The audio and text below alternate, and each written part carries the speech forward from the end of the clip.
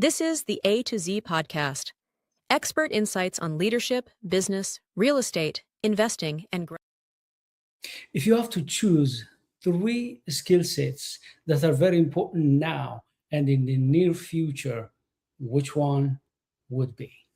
In my case, I chose three competencies that I have been working on, still working on, and are going to work on in the next couple of years. These are branding, marketing, and sales. I'm going to give you a little bit of background why this is important, why it took me so long to start to develop these critical skill sets. And then I'm going to share with you what I have been doing to develop these three competencies. There are two major cultural divides. There are hundreds, thousands of cultures and subcultures, but you can divide the world's culture into two: communal based cultures like in Africa, Asia, South America, and also individual based cultures like in America, Europe, Canada, and Australia. There are many parameters that we use to show the similarities and differences of these cultures whenever I facilitate cultural sensitivity workshops, when I coach people to cross cultures and communicate effectively with people from other cultures. But today I'm going to pick just one to show you the major difference between these two major cultural divides. This is about communication. When it comes to communication, if you are from communal cultures like mine, for example, you don't explicitly communicate, for example, who you are, what you need, what you want, who you serve, what your goals are, and so on and so forth. In most cases, you communicate in general terms. I'm an Ethiopian, I'm from Harar, and you always find your identity within that culture, subculture, within that group. And you don't normally talk about this is who I am, this is where I'm going, and these are the things I can do better, and these are the kind of things I could do for you. These are kind of like taboo. I paid a lot of price from close people and far people. They felt I betrayed the culture. But when you are in individual based cultures like the United States, from childhood you communicate your needs, your uniqueness, your interests, your needs, frankly, openly. And it's not a taboo. You are rewarded when you do that. Your parents, your education system, the culture, the media encourage that, incentivize that. I remember when I came to the United States 2005, I was struggling. I had a mentor. He was American, and he was trying to help me get a job, a good job. And he looked at my resume and he said, "This is one page resume." I said, "Yeah, that's what I have." "What do you mean that you have?" "From what you're telling me, you're a guy who have done a lot of things before you came to the United States." "Yeah, tell me more." I was telling him the involvement I have had, the things that I've done. He was like, "Why did you leave out all of these from your resume?" Because I was bound by the taboo.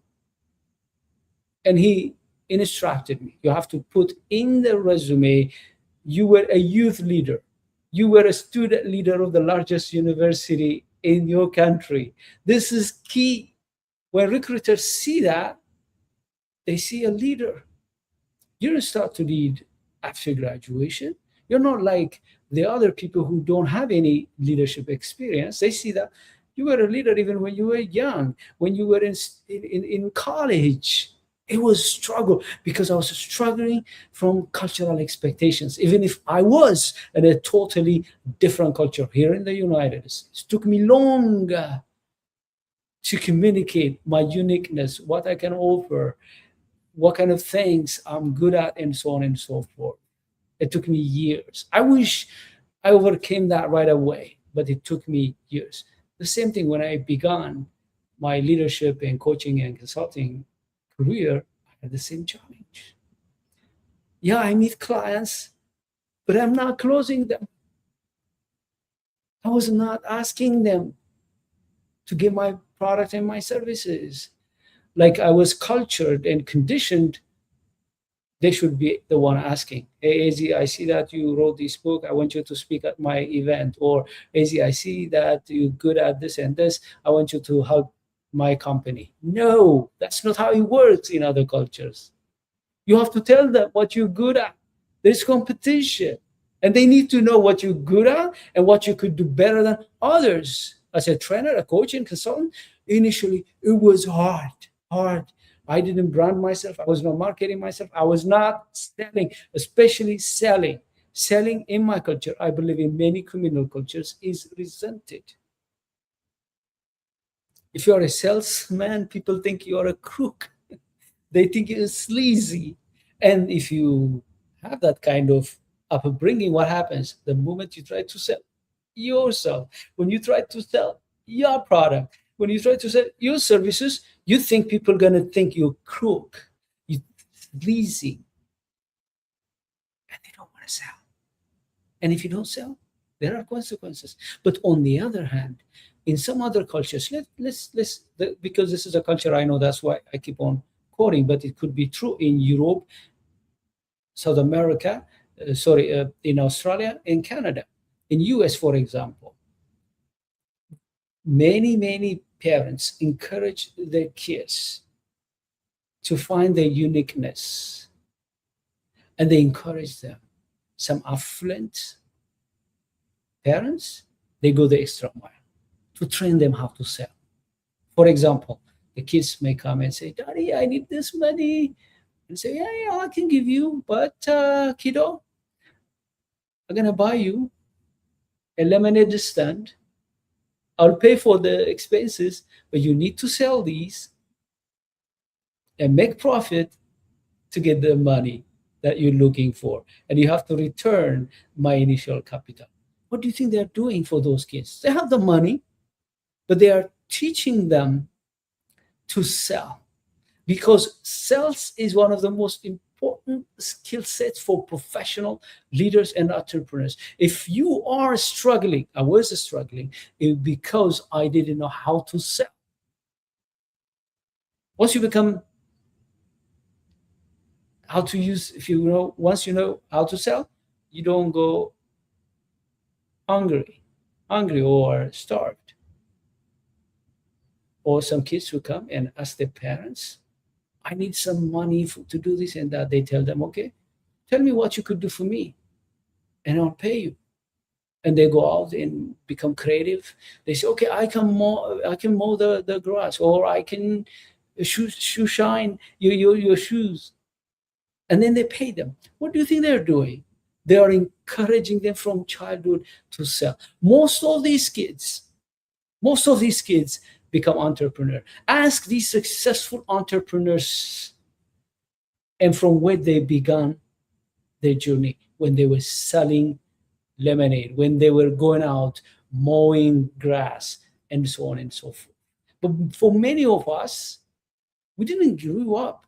We didn't grow up like that.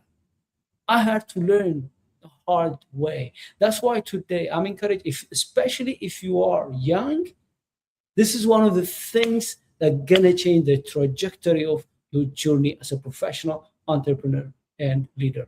Believe me, you could be a professional. You need to know how to, for example, brand yourself, market yourself, and sell your capabilities to your boss. Some people resent because they're not promoted. They resent because they're not the leader. I meet a lot of people that tell me, AZ, I actually trained this lady or onboarded this lady. Now they promoted her so many times, but they never promoted me.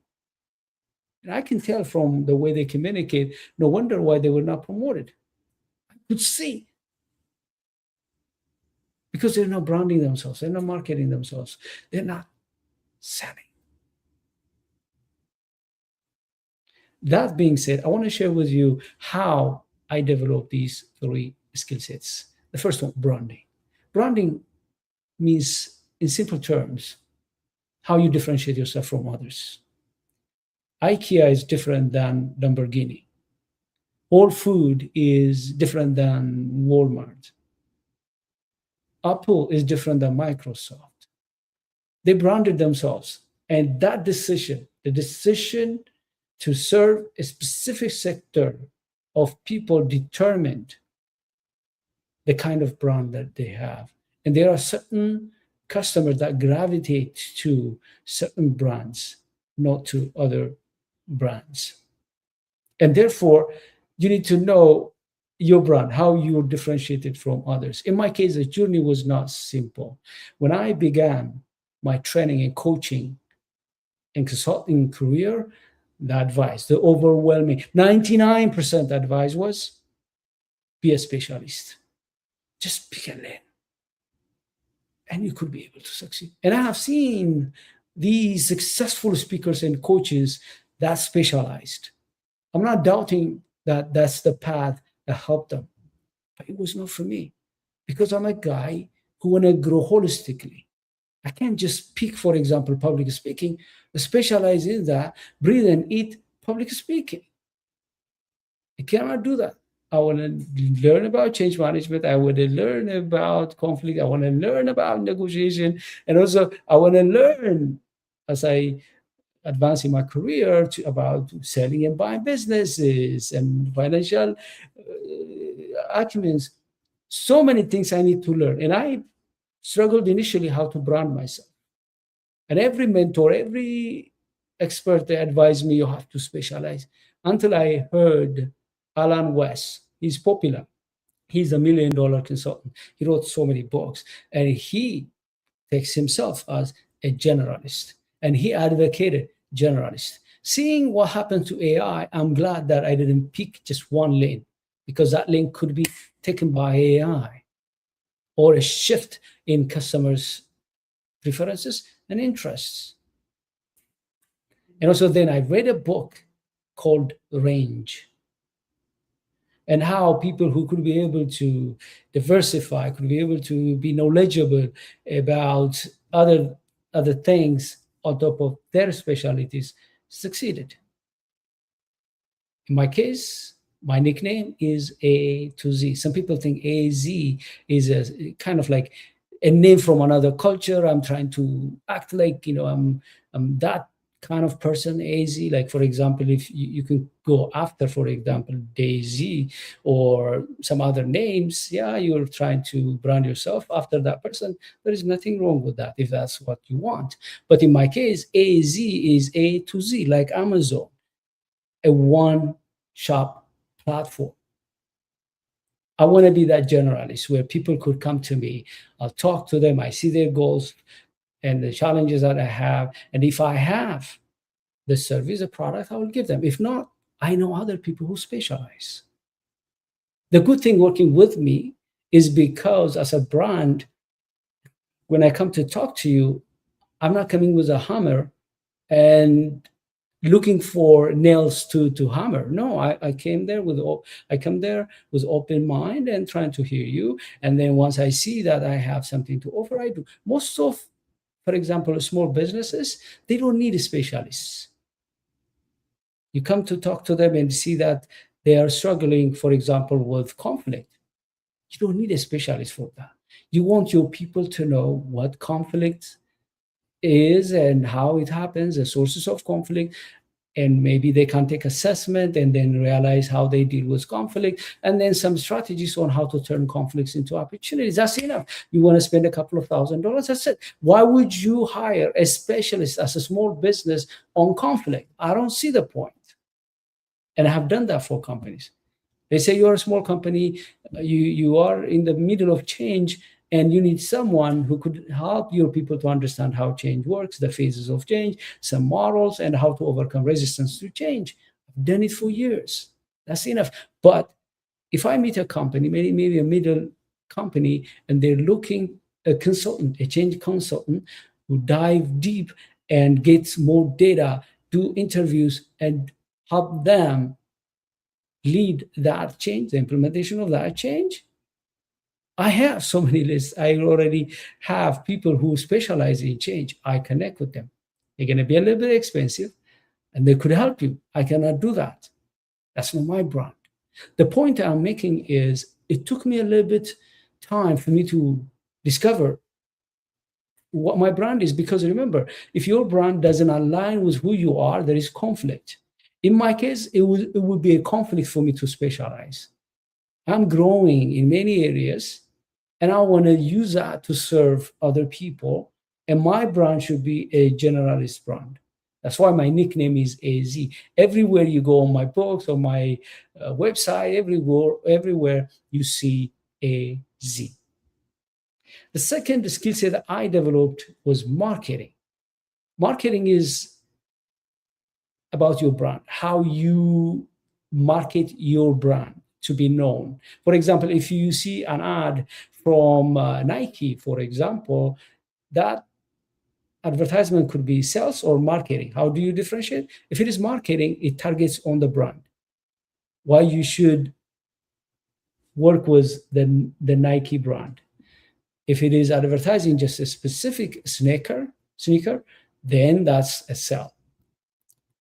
Marketing requires you some skill sets in terms of how you use different platforms, funnels, media, interviews, different avenues to bring out your brand to the public. Sometimes people have the brand, but they don't know how to market it. Sometimes it's an attitude thing, but it's also a skill set. How you brand yourself and communicate to the world using different avenues. Books, for example, I write books, I do this live. It's a part of a marketing. I'm not selling any specific product or services, but I'm marketing myself for people to know my brand, what kind of people I'm serving, what kind of product and services that I have. I also market using funnels. I also market by interviewing other people and also by being interviewed by other people. I do so many things to market myself. The third skill set is sales.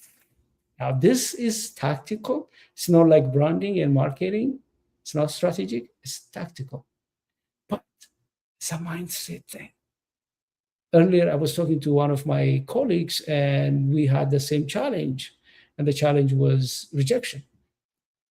Rejection becomes an issue when you don't know how to sell. Because when you go out to sell, you're going to be rejected, rejected, rejected. It's an outcome. But at one point, you reach a point where you never care about rejections. Rejections, they keep on coming. But now you are immunized. For me, sales was not appreciated. Talking about you and selling people the stuff you have, the offer you have, and so on, people don't like it. They don't sell you their stuff, their offers, their bonuses, and they don't want you to do. And they are your friends.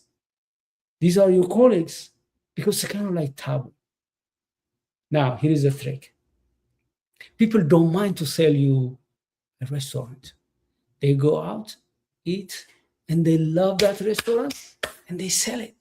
Oh, easy. I have to take you to that restaurant. A great restaurant. Their food, man. And they sell it. But it's not their product, their services. And they don't mind. It's not taboo. They sell that restaurant. They watch a movie, they like it, and they cannot wait to share with you. Sometimes you stop them, hey, don't tell me details. I want to watch this. Don't spoil it. Which means they know how to sell. The problem is the blockade here. They think selling their stuff, their product and services is a disservice to other people, or they think that they are the beneficiary. I no longer think like that.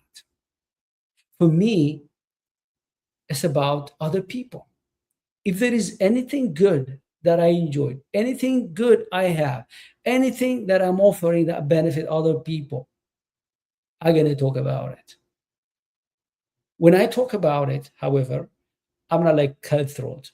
Either you buy it or you're not my friend. you buy it or you're not my client.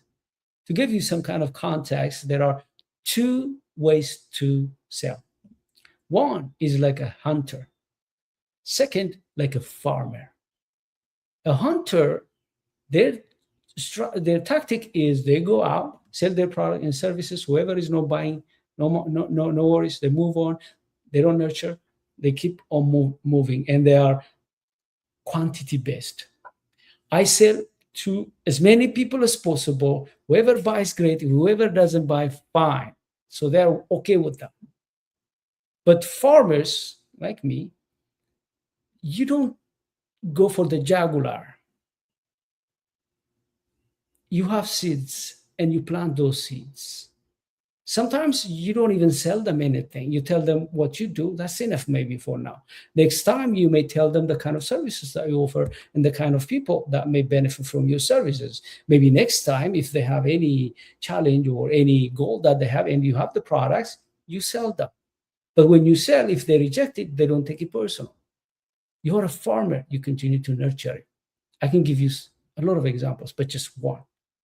In my case, when I have friends and colleagues, and when I update and catch up with friends, I tell them what I do and I ask them what they do, trying to see what they do and how I may benefit from their experience if they have product and services, because when I learn what they do and what they're best at, and if it helps me solve my problems, I'll use it. Or I may know someone who may benefit from the products and services, and I recommend them. The same way, it would be a disservice if I don't tell them the services and the product that I have. I'm going out there to the market and telling people what I do, the services and the product I have. And if they rejected it, it's not a big deal. In the past, I used to like fuss about it. Oh my gosh, he's my friend, he's my relative. Oh my God, he's a great person. I like them, but they rejected me. And then I take it personal. Now I don't. Why? Because my mindset changed. My mindset is this: when you go out to tell people what you have, some people find it relevant, they like it, some people don't. Some people don't understand it, they need time. Some people, by nature, they don't immediately make decisions. You have to give them time again and again. In my case, for example, if I have an offer, hey, I want to let know people that around me and my prospective clients and past clients to know that offer, because I want them to take advantage of it. If I don't believe in the offer, I don't offer it. But if I believe in it, it's not fair not to let them know that. This is not loyalty to friends, colleagues, and clients. I offer, let's say they rejected it, it's not a big deal. Next time, maybe I will find an article, I'll send them that article. Or maybe I interview someone, and if I think they're going to benefit from it, or if they know someone who's going to benefit, I will send them. 2-3 weeks ago, I was interviewed by one of my colleagues, very popular media among Ethiopians, and it was a very relevant topic that we covered. It was about how startups could be able to scale and exit successfully, and the kind of resources they need, the avenues and the vehicles that they have. And we talked about that. And I thought, all the people I know, they most probably need it, or they know someone who may need it. And because of that, I decided, you know what? All the people I know, my connections on social media, and the friends and the colleagues that I have, I want to share with them as far as they know Amharic. Some people say, thank you for sharing. They become appreciative that you thought about them and you give them that opportunity. If they don't need it, they may know someone. Some people ignore you, fine. They may even resent you, some of them. That's fine for me, because I'm a farmer. As a farmer, I nurture it. Sometimes I have people, I talk to them about something. After 3 years, they call me, Hazy, I remember talking to you this. Oh my gosh, I need it now. And they want you to stop everything and serve them. And I do it. I don't resent. One time they rejected my offer. I don't take it personal. I'm immunized. Every rejection makes me better. I develop immunity. When you have immunity, what happens? The disease agent may keep on coming, attacking you, which is rejection, but it makes me more stronger. Resilience. In conclusion, if you want to succeed as a professional leader or entrepreneur, one of the skill sets, some of the skill sets you need to develop are branding, marketing, and sales. Branding is about differentiating yourself from others so that people easily differentiate you, easily work with you. They know when they think of AZ, they think that this is a one-stop shop.